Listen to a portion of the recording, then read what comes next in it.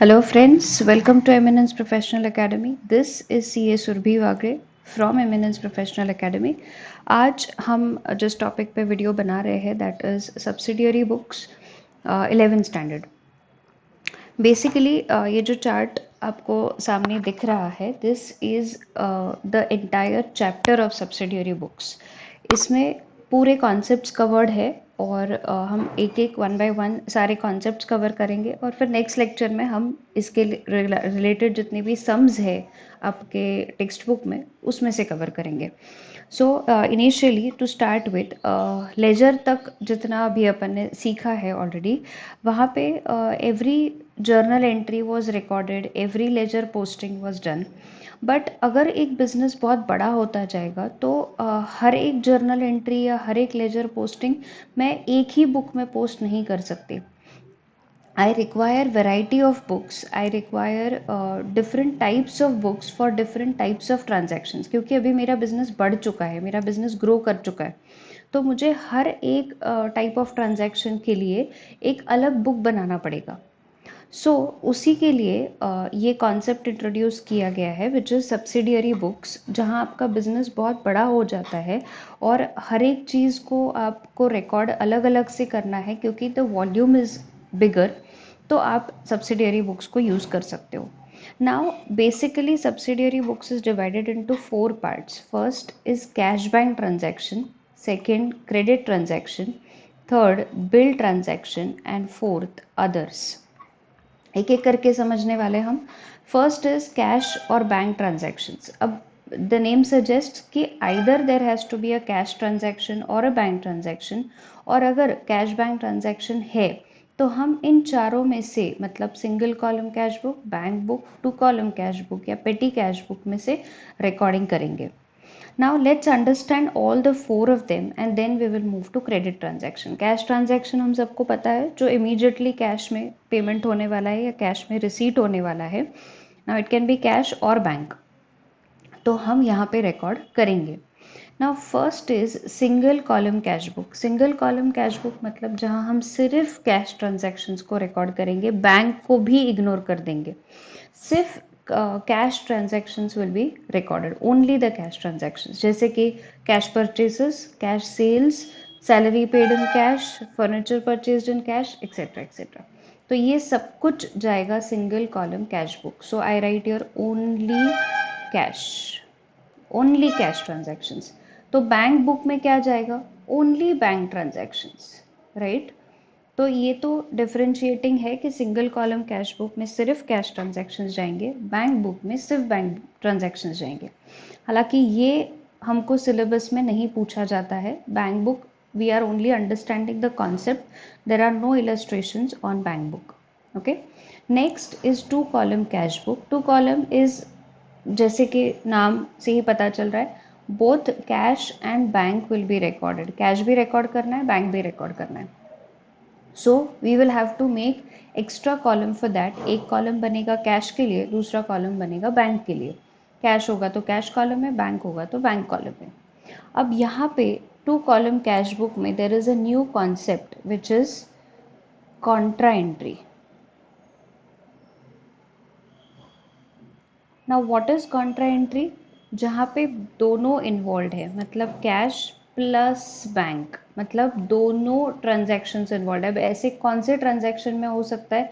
Where either you are depositing the cash into the bank or you are withdrawing cash from the bank. एक तो deposit हो सकता है, नहीं तो विड्रॉल हो सकता है. डिपॉजिट के केस में what is the journal entry? Bank account debit to cash. So there are both bank also and cash also. तो कौन सा कॉलम कैश बुक यूज करना पड़ेगा? 2 column cash book, like it will be known as contra entry. Secondly if I am talking about withdrawals, तो मेरा entry बनेगा cash account debit to bank account. तो अगर मैं कैश और bank, again there is cash also, there is bank also, so it will be known as a contra entry, और वो 2 column cash book में लिख सकते हैं क्योंकि there are both cash and bank. And last concept is petty cash book. As the name tells you, petty. Petty मतलब एकदम छोटे छोटे एक्सपेंसेस और एकदम छोटे छोटे रिसीट्स, जैसे कि stationery purchase for 50 rupees, tea expenses, for 40 rupees, sale of old newspapers, all this will come under petty cash book.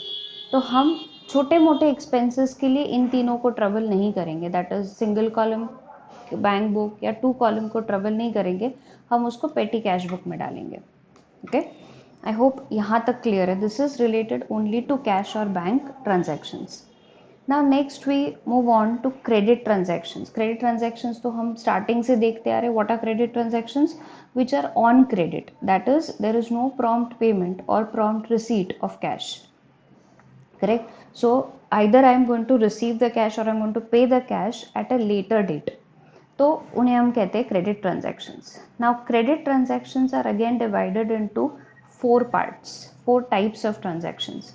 First is purchase book. Purchase, I am talking about purchase of my goods. Compulsory I am talking about my goods. तो अगर मैं furniture purchase कर रही हूँ credit पे, तो भी वो परचेज बुक में नहीं डाल सकते. Basically 2 conditions have to be satisfied. One is goods and second it has to be on credit. तो ही मैं उसको परचेज बुक में रिकॉर्ड कर सकती हूँ. If it is not on credit तो सवाल ही नहीं उठता, वो कैश बुक का ट्रांजैक्शन है. Correct. And if they are not goods, it is a journal entry which is related to journal proper. वो हम बाद में देखेंगे क्या होता है. But for the time being understand कि परचेज बुक में मैं सिर्फ परचेज ऑफ गुड्स रिकॉर्ड करूंगी और जो परचेजेस क्रेडिट में हुए. So there is a plus sign between. Both the conditions have to be satisfied. Again similarly for sales book, goods होने चाहिए और क्रेडिट पे बिके हुए होने चाहिए, तो मैं सेल्स बुक में उसको रिकॉर्ड कर सकती हूँ.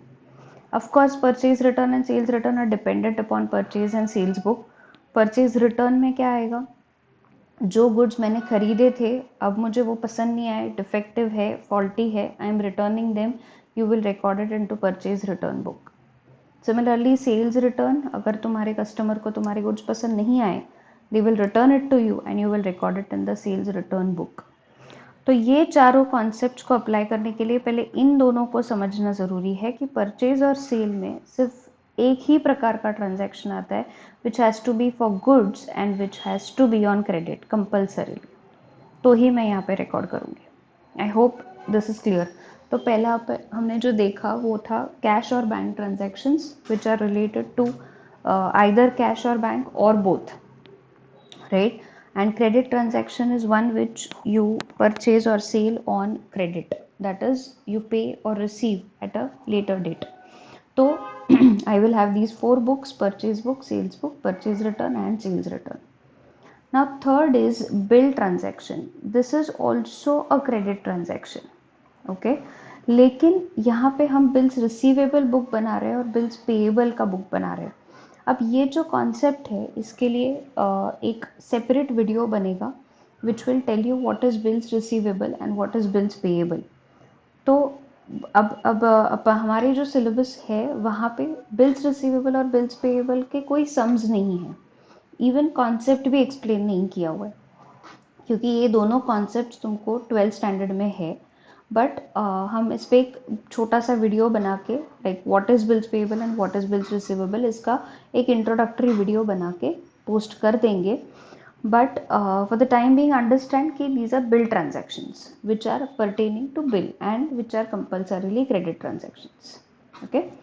And fourth is others which is important for us, which is in our syllabus, that is journal proper. अब जिसका कोई नहीं है उसका जर्नल प्रॉपर है, ये समझना है.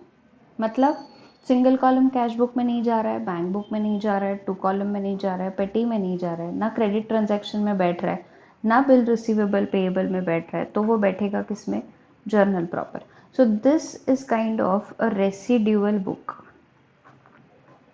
This is kind of a residual book. Residual मतलब जिसका कोई नहीं है उसको हम जर्नल प्रॉपर में रिकॉर्ड कर सकते हैं.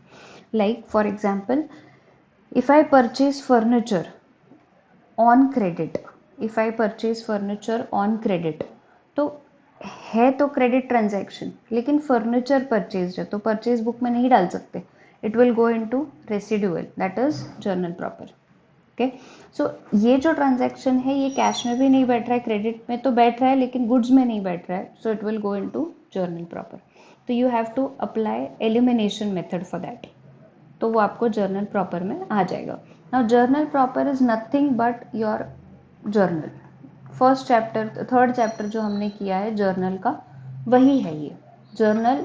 जैसे तुम जर्नल बनाते थे, नरेशन लिखते थे, अमाउंट्स लिखते थे, टोटलिंग करते थे, वही करना है जर्नल प्रॉपर में। सिर्फ you have to go by elimination method. अगर वो यहाँ कहीं भी नहीं बैठ रहा है तो जर्नल में जाएगा, जर्नल प्रॉपर में जाएगा। आई hope this concept is clear.